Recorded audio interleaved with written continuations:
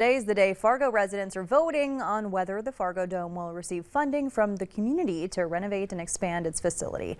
Valley News Team's Kirsty Midday spoke with voters at polling stations this morning, and the results were a little surprising. Well, it's a great facility that gets a lot of use. Tom Espel has lived in Fargo long enough that he saw the Fargodome be built in 1992. It needs some updating and some additional features. Today, he's voting yes to the $140 million question, whether to expand the Fargodome and build a convention center. And he's not alone. Our Valley News Live poll the past couple weeks asked voters if they support the expansion.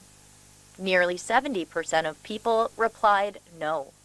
But today at the polls, the only people willing to speak with us were those voting yes. I'm kind of selfish, and I like the events and the activities that the dome brings into the town. Well, I think that if you've got a community that is in good financial shape and generating money, it tends to get spread around.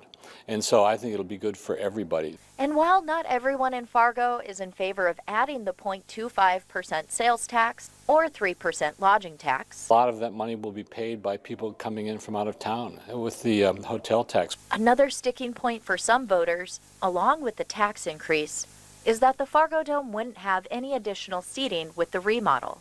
Instead, would be the addition of a 90,000 square foot conference center.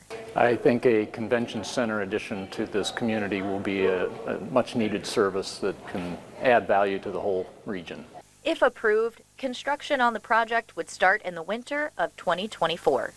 I hope the people of Fargo support the sales tax for the renovations and expansion of the Fargodome. In Fargo, Kirsty Midday, Valley News Live.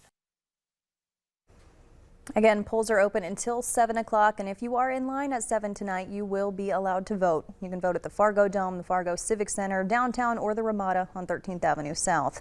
As we